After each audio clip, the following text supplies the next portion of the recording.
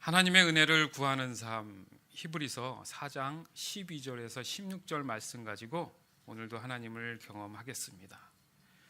구약 성경에 호세아서라는 게 있는데요, 호세아서 6장에 보면 불성실한 회개를 보게 되는 그런 장면들이 나옵니다. 회개도 불성실하면 안 되거든요. 목숨을 걸고 다시는 더 이상 그것을 안 하겠습니다라는 그런 기도거든요, 사실. 근데 그 회개 자체가 불성실했습니다. 그것을 선지자를 통해서 꼬집으신 거죠. 그 이유가 뭐냐 봤더니 성경은 하나님을 모르기 때문에 그렇다고 말씀하십니다. 그런 이유 때문에 하나님을 알아야 된다는 거죠. 그 하나님을 알아야 된다는 이유가 바로 하나님께 돌아갈 수 있는 유일한 방법이라는 거예요. 호세아서 6장 1절에 보니까 이런 말씀이 있어요. 오라, 우리가 하나님께로 돌아가자.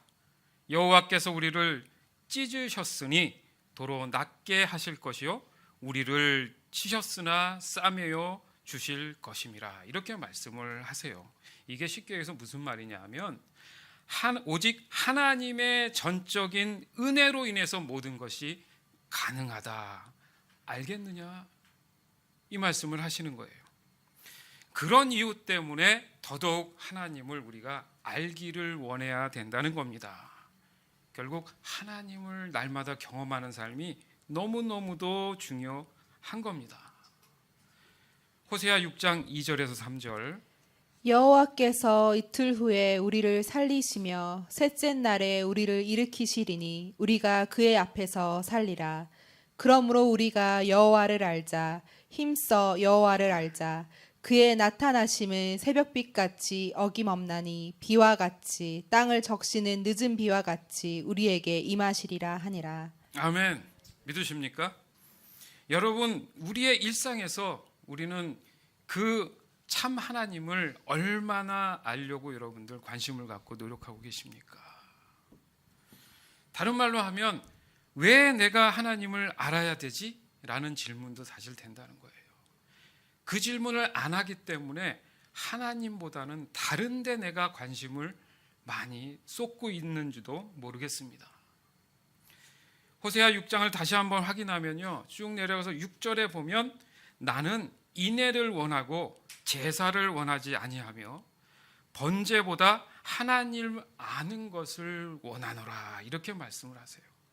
우리의 형식적이고 종교적인 그런 행위들이 중요한 것이 아니라 진짜 하나님, 내가 경험할 수 있는 살아계신 하나님을 어떻게든 아는 것을 원하신다는 말씀을 하십니다.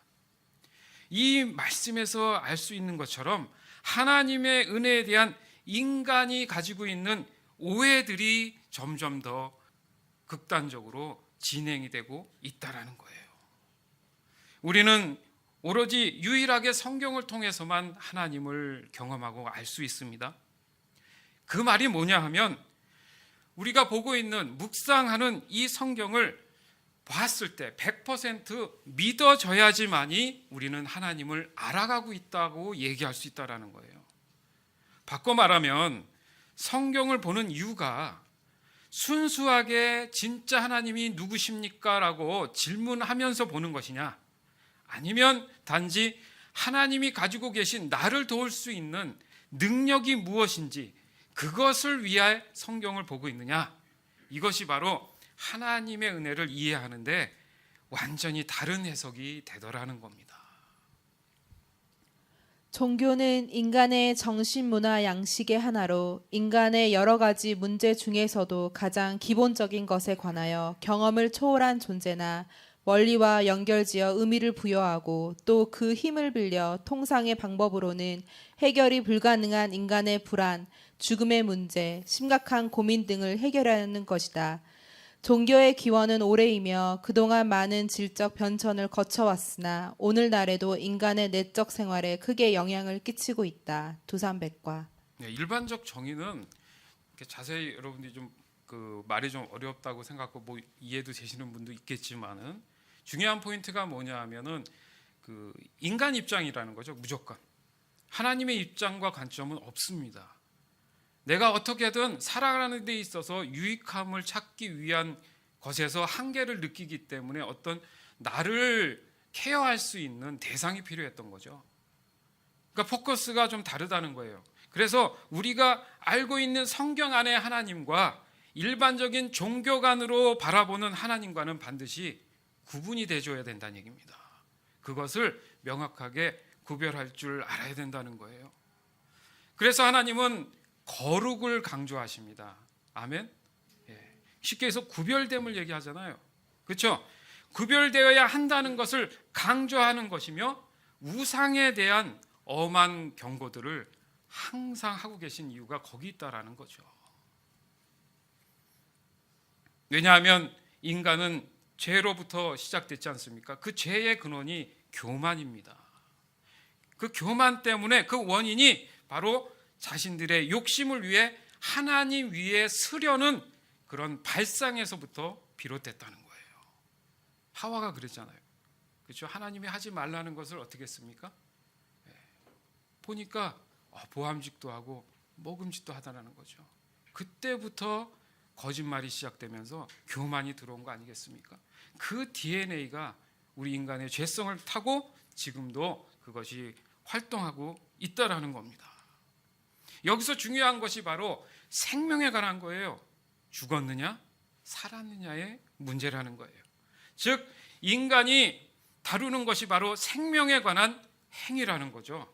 뭐든지 그래요. 자세히 관찰해 보면 생명에 관한 얘기를 하고 싶더라는 거죠. 사실은 다시 말해서 좀 더 생명을 어떻게 하면 연장할 것이냐, 아니면 이 생명을 어떻게 하면 지킬 것이냐에 대한 노력들이었다라는 거예요. 더 나아가서는 그 생명에 품격을 심어주고 권위를 넣어주려는 욕망이 시작됐다라는 거죠. 그러나 인간은 그 생명을 주관하지 못합니다. 그것을 어느 순간 인간들은 인식하기 시작했어요. 그래서 그 생명을 주관할 절대자가 있다라는 것을 본의 아니게 인정하게 될 수밖에 없었죠. 그러다 보니까 자연이나 주어진 환경에서 그 생명의 근원을 찾기 시작했다는 거예요. 그러니까 바닷가에 가면 무슨 신이 있어요? 용왕님이 있잖아요. 산에 가면 산신령이 있고, 환경에 따라서 절대자에 대한 그런 설정이 일어나기 시작했다는 거예요. 그 결과 수많은 우상들이 질비하게 널리기 시작했습니다. 그러나 중요한 것은 어떤 경우도 우상은 그 안에는 생명이 존재하지 않는다고 하나님께서는 분명히 밝히고 계세요. 예레미야 10장 14절 사람마다 우준하고 무식하도다. 금장색마다 자기의 조각한 신상으로 인하여 수치를 당하나니 이는 그 부어 만든 우상은 거짓 것이요 그 속에 생기가 없음이라. 아멘. 그건 하나님이 말씀하신 겁니다. 하나님 입장에서 너무 답답한 거죠. 아무 생명도 없는 것을 붙잡고 목숨을 거는 것 자체가 가슴이 아프신 거예요. 왜요? 하나님은 살아계시고 진짜 믿어야 될 하나님 자신을 바라보지 않는 인간들을 보면서 얼마나 가슴이 아프셨겠습니까? 우리의 구원은 그러면 무엇입니까? 새로운 생명으로 거듭난 것을 얘기해요. 믿으십니까? 그러나 보십시오. 인간이 추구하는 그 교만은 수많은 우상들 앞에서 무의미한 행위로 인해서 더욱 하나님과 멀어지는 결과만을 지금 오늘날 가져오지 않았습니까?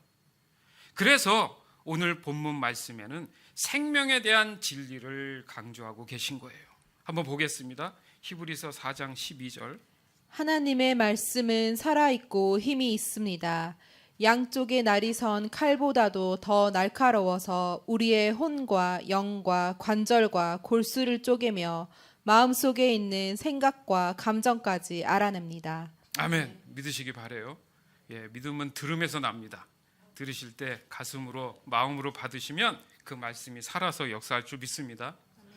사실 인간에게 필요한 것은 이런 절대자의 말씀의 능력이잖아요. 사실 그걸 구하는 거거든요.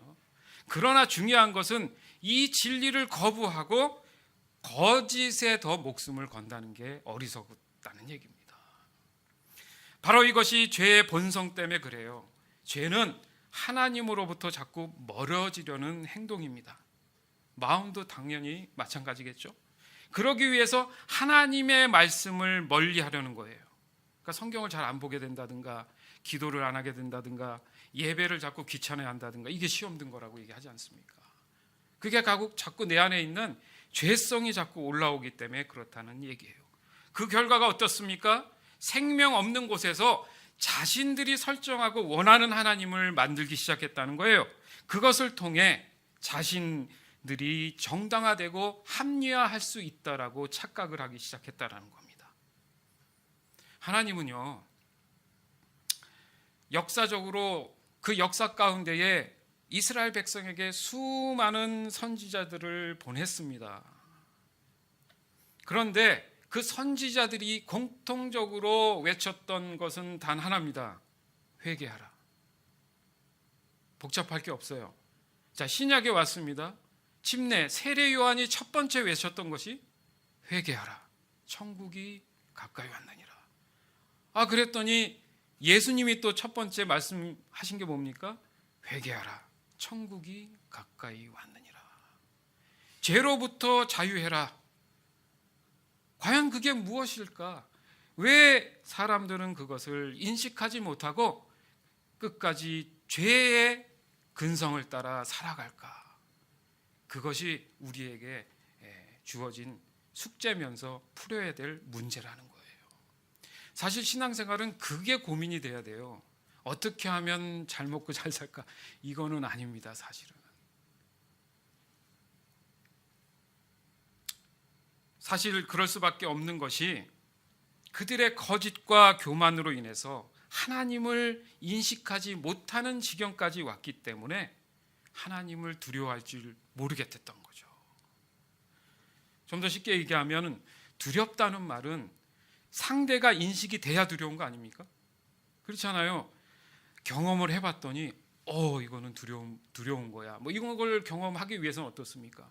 실제적으로 그 대상을 알아야 된다는 얘기죠. 그러나 지금 얘기하는 두려움은요, 왜 무서운 걸 느꼈을 때 하는 두려움이 아니라 거룩한 두려움.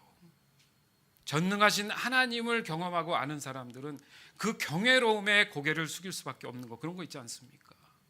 감히 하나님을 쳐다볼 수도 없고 하나님을 대면하면 죽는다는 얘기처럼 그 놀라운 하나님의 능력 가운데 설 때의 그 두려움이 굳어진 거예요. 그러니까 하나님 말씀이 귀에 들어오지 않는 거죠. 그것이 교만 때문에 그렇다는 얘기예요. 우리의 신앙이, 우리의 삶이 때로는 그 교만이 나를 망쳐가고 있다라는 겁니다. 도리어 하나님을 우상으로 만들어가기 시작할 수 있다라는 거예요. 왜냐하면 모든 만물의 주권자, 주관자는 오늘도 살아계신 하나님이시기 때문에 그 하나님의 경이로움에 우리가 두려워하지 않는 것은 문제가 있는 거란 얘기죠. 신앙생활, 교회를 수십 년을 다녀도 아무 의미가 없습니다. 그건. 하나님은 그걸 숫자로 보시지 않고요, 아까도 말씀했지만은 우리의 마음을 보시는 거예요. 꼬박꼬박 예배 시간 도장 찍는 게 중요한 게 아니라 마음으로 드려지는 그 예배를 과연 너가 갖고 있느냐가 더 중요한 겁니다. 그런 사람에게 뭘 주신다고요? 하나님의 은혜가 임한다는 거예요. 왜 내겐 은혜가 없지? 돌아보시는 얘기죠. 내가 신앙생활 온전히 잘하고 있는지, 온전하다는 게 도대체 뭔가? 결론은 말씀을 봤더니 하나님을 아는 거였어요. 내가 하나님을 모르니까 자꾸 다른 식으로 하나님께 나가다 보니까 은혜가 임하지 않았다는 겁니다. 우리는 이 거룩한 두려움을 반드시 알아야 합니다. 그래야 진정한 은혜를 구하는 방법을 깨달을 수 있다는 얘기예요. 다시 말씀드립니다. 하나님의 은혜가 절대적으로 필요한 이유가 하나님이 모든 걸 알기 때문에 그래요. 남들은 몰라도, 그렇죠? 아내나 남편이 아직도 모르는 사람들도 있어요, 서로가. 사람이 그렇습니다. 어느 누구도 몰라도 하나님은 다 아신다는 거예요. 근데 그 인식이 안 되면 그게 두렵지 않잖아요. 근데 누군가 나의 어떤 허물이나 잘못을 알고 있다 그러면 그 사람이 두렵지 않겠습니까?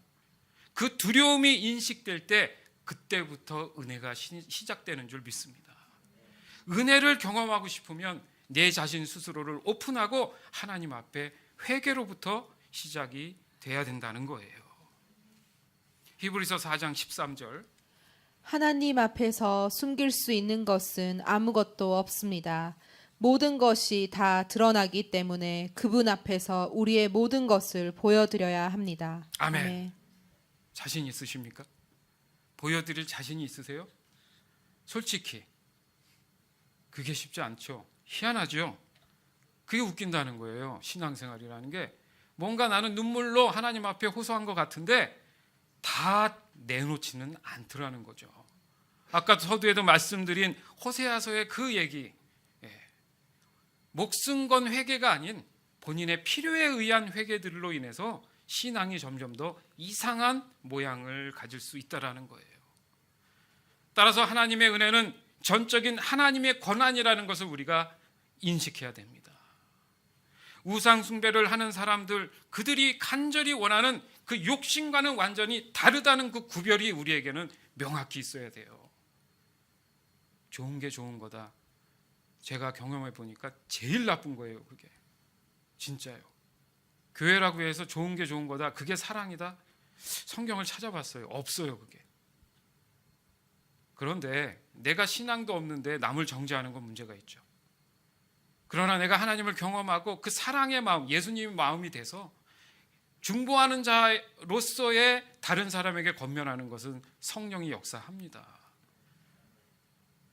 그러니까 교회 안에 수많은 얘기들이 있잖아요. 사실 교회 자체가 문제입니까? 아니거든요. 사람들이 문제예요. 관계가 항상 문제가 돼요.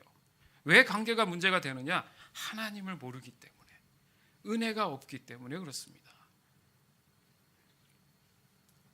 교회 안에서도 이 구별됨이 없이 하나님 자체가 우상으로 숭배되는 경우가 적지 않다는 거 여러분 인정해야 돼요. 혹여 나도 이 미혹에 빠져 있을 수 있다는 거예요. 왜요? 공동체를 같이 따라가다 보니까 내가 소외 안 되려면 어떻게 해야 돼요? 타협을 해야 돼. 그렇잖아요.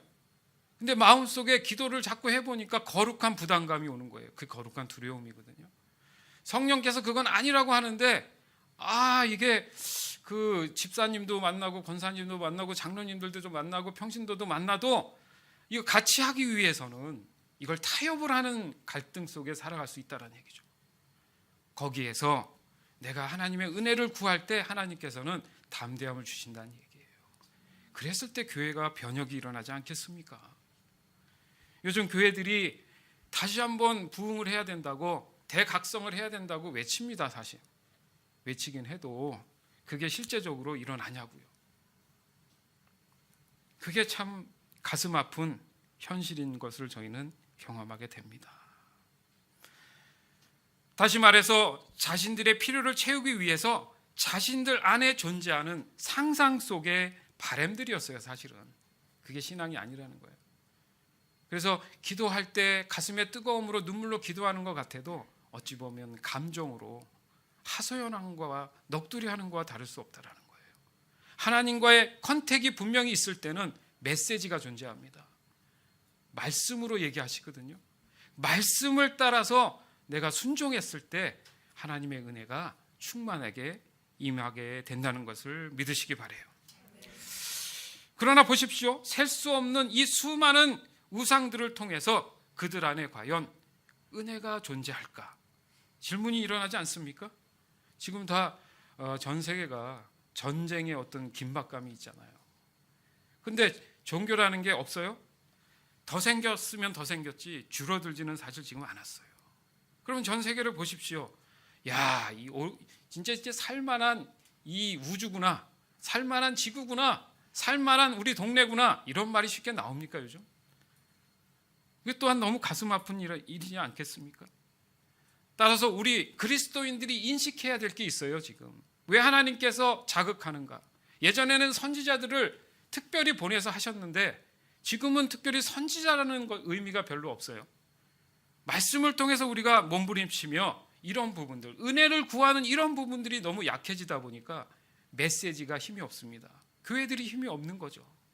영향력을 주지 못하는 게 너무 힘들기 때문에 적어도 이런 것에 대해서 마음에 도전을 받는 경우에는 선한 양심을 가진 거룩한 그리스도인들이 이 영적인 혁신을 품고 믿음으로 담대히 나아가서 목숨 건 복음을 전할 수 있도록 하나님의 은혜를 간절히 구할 때가 아닌가, 이런 생각을 너무 많이 하게 됩니다. 내가 해야지가 아니라 하나님의 은혜가 임해서 무엇을 할지 말씀하셨을 때 순종하는 것을 말씀드리는 거예요. 대부분의 기도들이 어때요? 은혜를 내리면 내가 뭔가 해야 된다는 착각을 하는데 그것마저도 지금은 내려놔야 된다는 말씀을 드리고 싶은 겁니다. 좀 전환해서 예수님의 일생을 좀 생각해 보면 언제나 하나님의 은혜만을 구했던 모습을 볼 수 있어요. 즉 하나님의 은혜 없이는 아무것도 안 하셨습니다. 예수님의 모든 기도를 보면 그렇습니다. 기본적으로 깔려 있는 게 하나님의 은혜를 구하는 기도를 하셨다는 거예요. 그러나 우리의 신앙을 볼 때 너무나도 많이 들었던 하나님의 은혜라는 그 생각 때문에 자동적으로 그 은혜는 그냥 임한다고 착각을 하기 시작했다는 거예요. 그러다 보니까 어느 순간부터 하나님의 은혜를 먼저 구하는 것이 아니라 보이는 문제들을 나열해 놓고 중보 기도를 하기 시작했다는 거예요.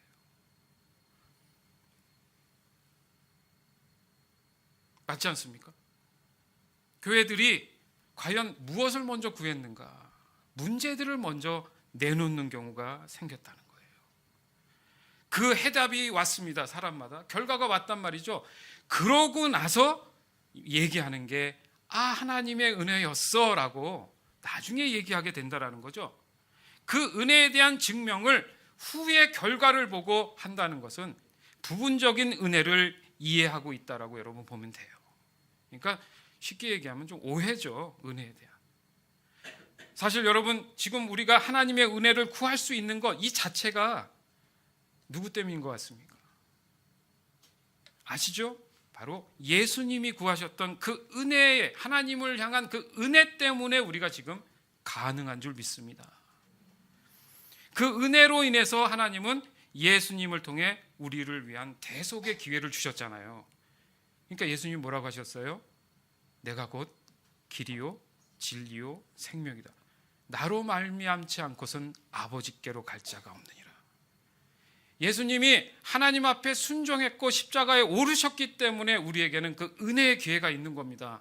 그러니까 내가 뭐라고 하나님 앞에 할 말이 없는 거예요.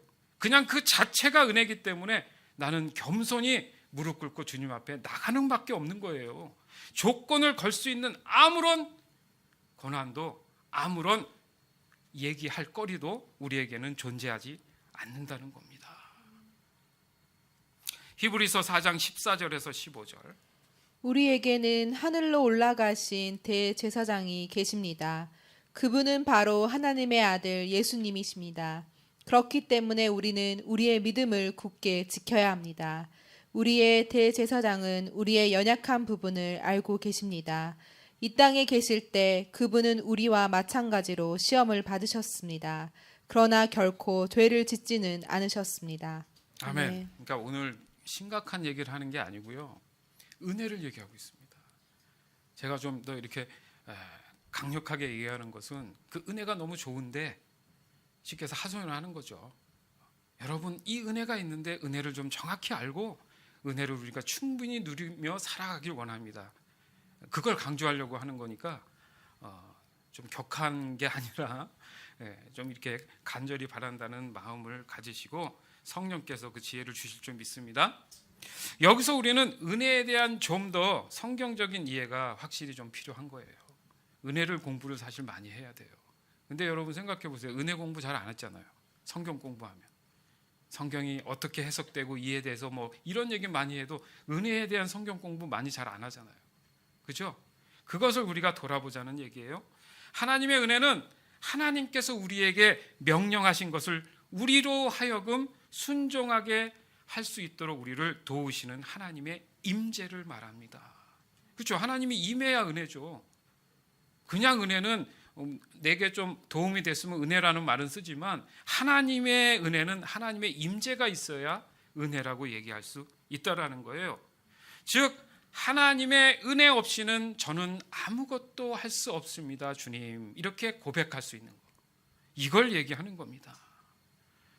여러분, 먼 곳에서 오셨잖아요. 우리 성도들도 있지만. 그리고 두 사람이 결혼 때문에 이렇게 만나게 됐어요. 하나님 안에서, 주 안에서 인연이 된 거 아닙니까? 그래서 이 자리에 그 많은 세월과 시간 가운데에 이 말씀을 함께 나누고 있지 않습니까? 그리고 이 말씀 가운데 깨달음이 있으실 거예요. 그 깨달아지는 것, 그것이 바로 지금 나와 함께 하시는 하나님의 전적인 은혜라는 거예요. 즉 지금 우리가 평상시에 드려지는 예배라든지 말씀이라든지 뭐 찬양이라든지 훈련이라든지 뭐 복음 전달이라든지 기타 등등 하나님을 경험하면서 알게 된 그런 신앙에서 적용되는 그런 시간들을 보내고 있다면 그것이야말로 전적인 하나님의 은혜 때문이라는 것을 인정하자라는 얘기예요. 문제는 그 은혜와 일, 행위에 대한 것이 혼돈스러워지기 시작하면서 이게 헷갈려진 거예요. 다시 말해서 이 두 가지의 관계성에 대한 경우를 얘기하는 겁니다. 안 그럴 것 같죠? 그렇습니다. 은혜와 행한다는 행위와 이 일과 이게 섞여져 가지고 정확히 구분이 안 되는 경우가 많다라는 거예요. 자, 로마서 11장 6절. 은혜로 하신 것이라면 그것은 행위에 의한 것이 아닙니다. 행위에 의한 것이라면 은혜는 더 이상 은혜가 되지 못할 것입니다. 아멘. 네. 그러니까 은혜의 반대말은 행위라는 거예요. 즉 행위는 자신의 의의를 얘기합니다. 좀 더 쉽게 얘기하면 내가 열심히 뭘 노력을 해서 하나님께 드리면 하나님이 그 노력을 보고 은혜를 주시겠지, 이런 생각이에요. 뭐 다른 말로 하면 기복신앙이라고도 하지만은 그게 자체가 지금 은혜를 잘못 알고 있다라는 거예요. 즉 행위를 의지해서 하나님 앞에 서고자 하는 자기의 의의를 얘기한 겁니다. 이거는 신앙에 있어서 가장 위험한 발상이에요. 이 사고방식은 이미 많은 성도들이 해오고 있는 은혜에 대한 오해라는 겁니다. 그러나 순서적으로 본다면 성경은 사실상 은혜가 있고 그에 따르는 순종이 수반된다고 밝히고 있어요. 뭔가를 이렇게 드리면, 빌면 결과물이 온다. 그게 기독교는 반대라는 거예요. 우리는 할 수 있는 게 없다고 인정하는 것부터 시작하는 거예요. 저는 아무것도 할 수 없습니다, 주님. 그냥 은혜를 내려주시옵소서. 욥의 고백을 기억하십니까? 주신 자도 하나님이시요 거두시는 자도 하나님이시니 하나님께 나는 예배할 뿐입니다. 욥이 은혜를 아는 거예요. 그러니까 자유한 거예요. 주인이, 주권이 다 누구한테 있다고요? 하나님한테 있다는 거예요. 그게 중요한 겁니다. 우리 신앙은 그게 중요한 거예요. 그래서 세상과 구별되고 다르다는 거예요. 방식이 달라요. 사고방식 자체가 출발과 끝이 다르다는 얘기를 하시는 겁니다. 왜요? 우리는 생명, 그들은 사망이잖아요. 완전히 다른 길을 간다는 겁니다. 성경의 역사를 봐도 아담과 하와나 노아나 모세의 그 부르심이나 아브라함이나 기타 등등 구약이나 신약의 수많은 성경의 인물들 대부분을 자세히 보니까 자신들의 행위가 먼저 된 것은 한 번도 없다라는 거예요. 하나님의 임재가 있었고 그들을 불렀고 그들이 믿음에 대한 갈등을 했지만 하나님께서 끝까지 설득하시고 은혜를 부어줬더니 하나님을 알게 되고 경험하면서 순종이 일어났지. 제가 오늘부터 좀 하나님을 좀 믿어보겠습니다. 그런 경우는 단 한 번도 없다라는 거예요. 왜요? 하나님이 이 모든 것을 운행하고 진행하고 계셨기 때문에 그렇습니다. 오직 하나님의 전적인 은혜로 인해서 이루어진 하나님의 역사라는 거예요. 믿으십니까? 그들의 삶 안에서도 수많은 문제들이 있었고요. 그 문제들이 그들을 괴롭혀 왔습니다. 똑같아요. 지금이나 그때나. 그러나 그들은 그 문제에 대해서 해결할 수 있는 방법을 명쾌하게 모른다고 인정했다는 게 중요합니다. 오직 하나님의 말씀만이 그들로 하여금 전적인 하나님의 은혜를 구하는 방법을 일깨워 주셨어요. 그러니까 중요한 건 순종이에요. 말씀 가운데 그렇게 해라. 예, 주님 알겠습니다. 이 말씀을 순종하고 행할 수 있도록 제게 은혜를 주시옵소서. 이게 정상적인 기도라는 거예요. 오늘부터 내가 해봐야지. 이건 기도가 잘못된 거예요. 그 행위 또한 할 수 있는 은혜를 내게 주시옵소서. 이 기도를 한번 해보세요. 역사가 일어납니다. 이게 바뀌어야 된다는 얘기를 말씀드리고 싶은 거예요. 오직 하나님의 말씀만이 그들의 전적인 은혜를 구하는 방법을 일깨워 줬습니다. 그래서 그들이 한 것은 기도하는 일밖에 없었다라는 거예요. 그 기도의 기초 자체가 하나님의 은혜를 구합니다라는 거였어요. 사실은 내용은 두 번째 문제고 그 은혜를 구하고 있었다는 거죠. 어떤 것 하나도 스스로 알 수 없는 그 미래에 대한 그 미래를 내가 완벽하게 실수 없이 정확하게 진단하고 처방할 수 있다면 기도할 필요가 없죠. 이미 하나님이 다 해놓으셨기 때문에 내가 알아서 하면 된다? 그럼 기도가 무슨 의미가 있겠습니까? 즉 하나님이 알아서 할 일이라면 그냥 하나님이 하시면 되지 않습니까? 그럼 인간이 무슨 하나님의 은혜를 구할 필요가 뭐 있어요? 로봇처럼 물고기처럼 물속에 있으면 알아서 물 갈아주고 그 먹이 주면 먹고 그러면 되잖아요, 저희. 근데 우리는 왜 이렇게 능동적으로 기도해야 되고 은혜를 구해야 됩니까? 다르다는 거예요. 우리의 창조는 다른 만물들과 다르다는 겁니다. 우리는 그 은혜를 구하면서 살아가도록 창조된 것인 줄 믿습니다. 즉 하나님을 알아서 하실 그런 내용들에 대해서 우리가 신앙적으로 접근할 때 하나님의 은혜를 통해서 그것을 깨달아가고 알아갈 수 있다는 거예요. 알아서 능동적으로 할 수 있는 다른 부분은 우리에게 전혀 없다라는 걸 인정하는 것. 그게 바로 에덴의 삶에 하나님이 주신 창조의 목적이 거기 근원적으로 있다라는 거죠.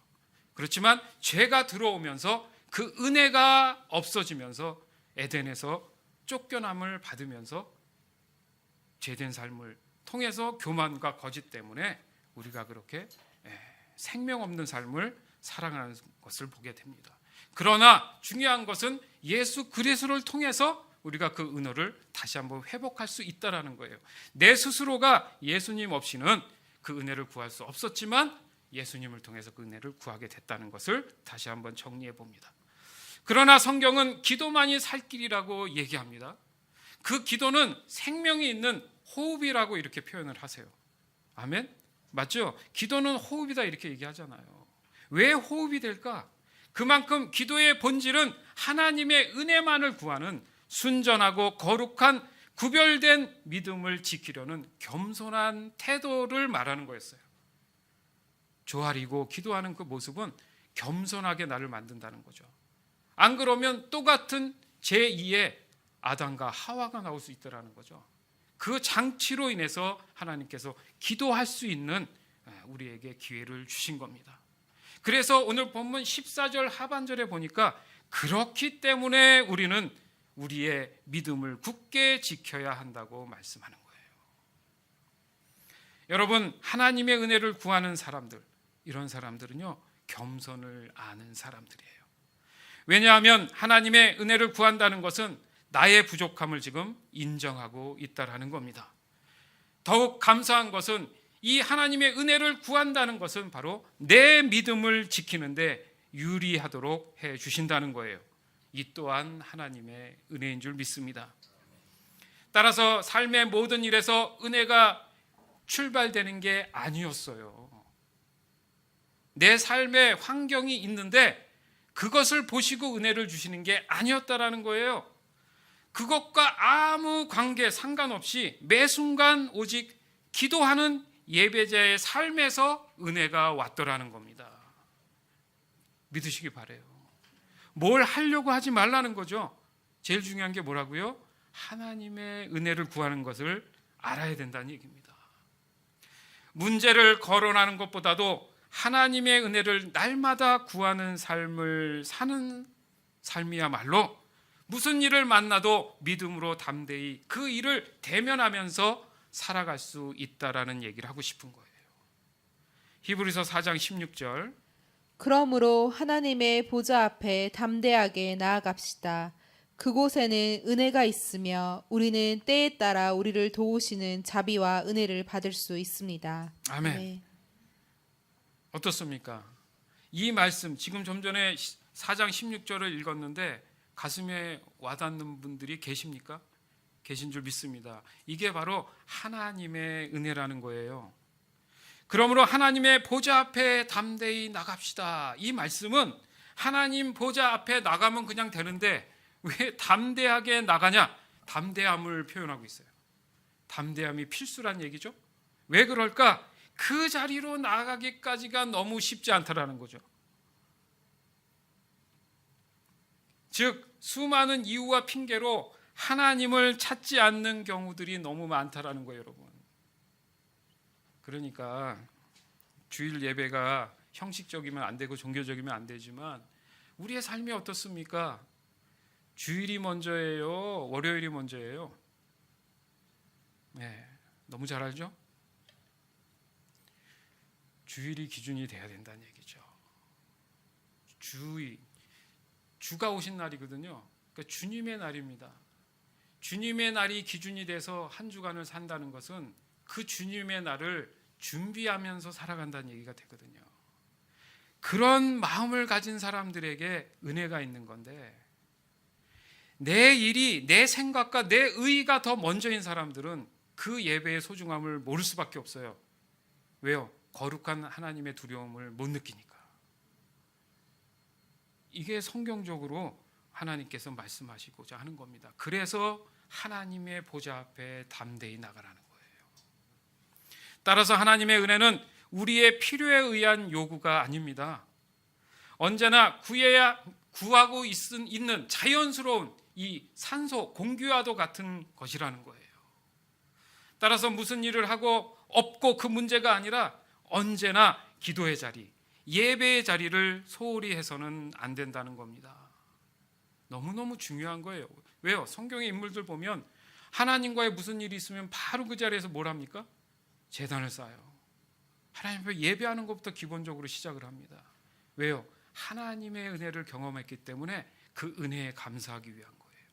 그리고 더 나아가서는 그 은혜를 끊임없이 내게 부어달라는 기도입니다. 그곳에 은혜가 있으며 은혜가 있는 곳은 당연히 우리가 가야 될 것이죠. 우리가 찾는 게 은혜니까요. 이 은혜는 하나님이 함께 하시는 하나님의 임재가 있는 곳입니다. 자신의 손에 뭔가 쥐어져 있어야지만이 은혜라고 생각하는 거, 이거 속물근성이에요. 여러분, 사람이 죽으면 뭐 하나 가져갈 수 없다, 뭐 이런 거 많이 들어보셨잖아요. 그렇죠? 근데 어떻게 삽니까? 우리는 하나라도 뭐 쥐려고 바둥바둥 살잖아요.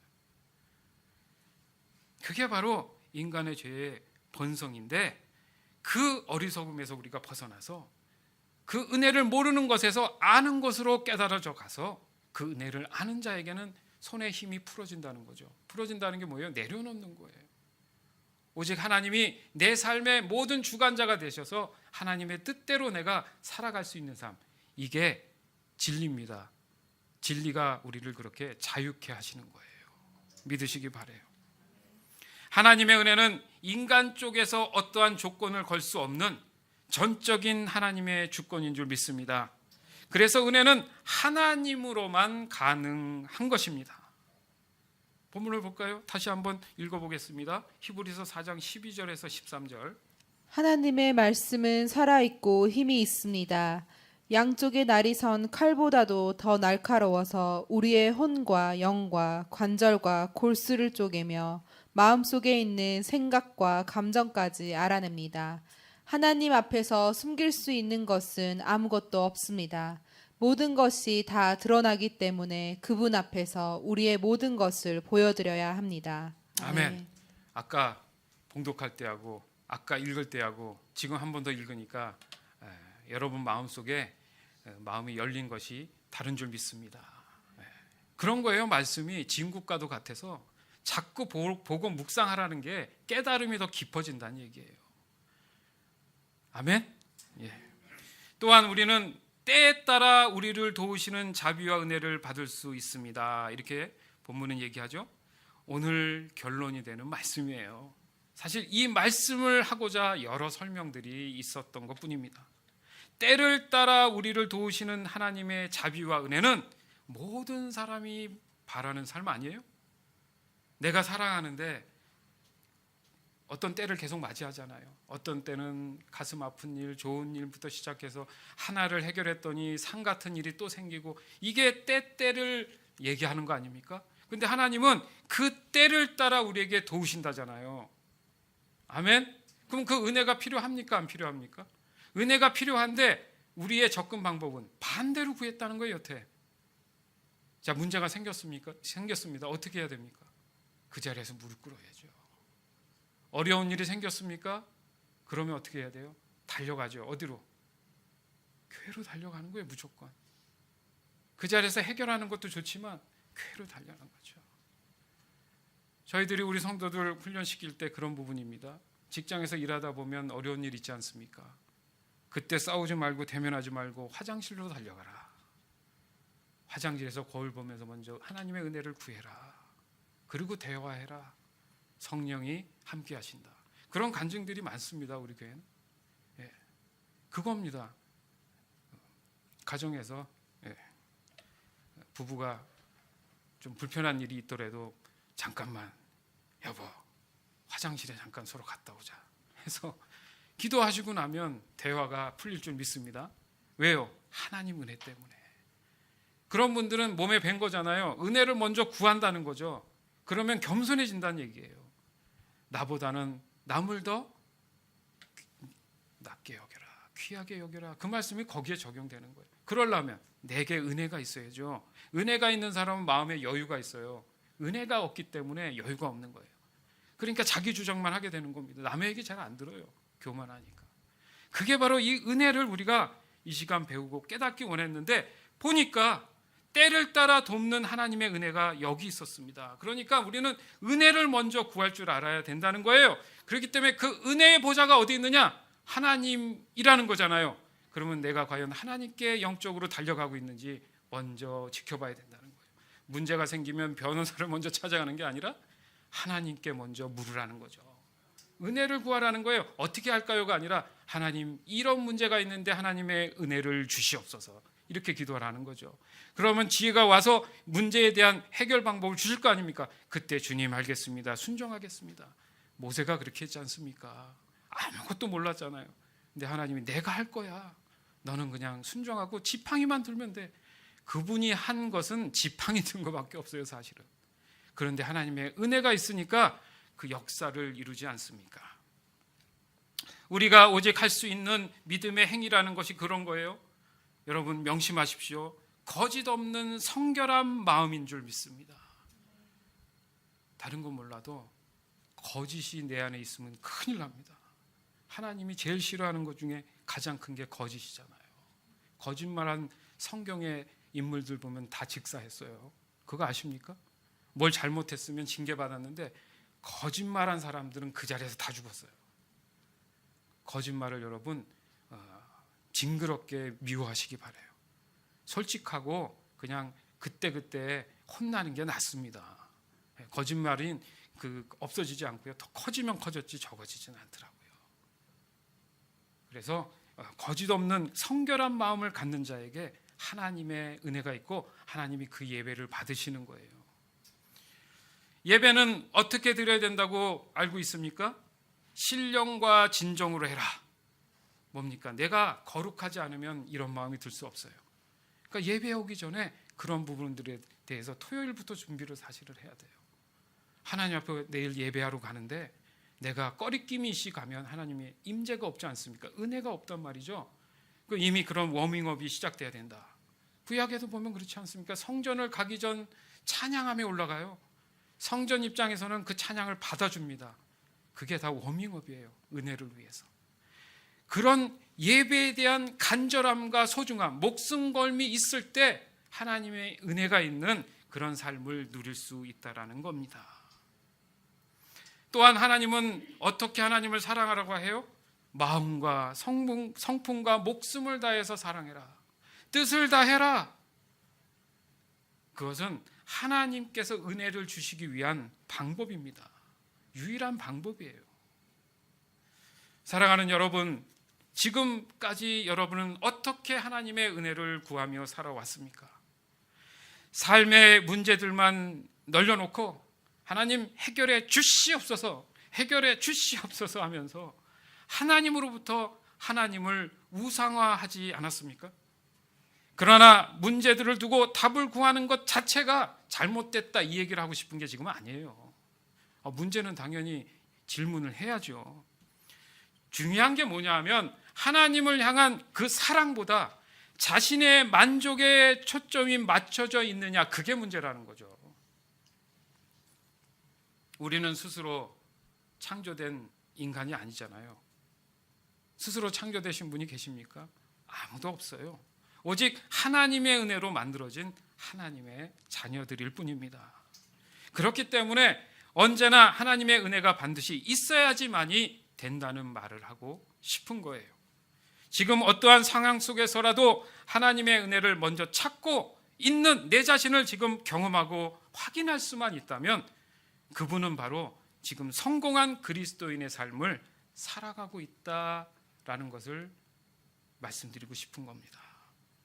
그런 방법으로 거룩한 산 제사로 드려지는 하나님의 임재가 있는 예배를 우선적으로 사모하며 순전한 기도로 오직 하나님의 은혜만을 구하는 신실한 그리스도인으로서의 그 믿음을 지켜나는 것이 바로 우리에게 있어서 너무나도 절실한 지금 현재를 살아가는 우리의 신앙생활이 되어야 되지 않느냐, 이걸 다시 한번 우리가 돌이켜보기를 원하는 겁니다.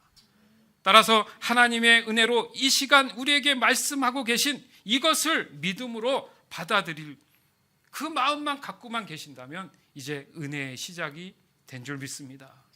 반드시 이 말씀을 되새기시면서 오늘 이 본문 말씀을 계속 묵상하시면서 하나님의 은혜에 대한 더 깊이를 깨달아가는 저와 여러분이 되기를 주 예수 그리스도의 이름으로 간절히 축원합니다. 아멘. 고린도전서 15장 10절. 그러나 내가 나 된 것은 하나님의 은혜로 된 것이니 내게 주신 그의 은혜가 헛되지 아니하여 내가 모든 사도보다 더 많이 수고하였으나 내가 한 것이 아니요 오직 나와 함께 하신 하나님의 은혜로라. 아멘. 아멘. 바울의 이 고백이 여러분의 고백이 되길 다시 한번 주님의 이름으로 축원합니다.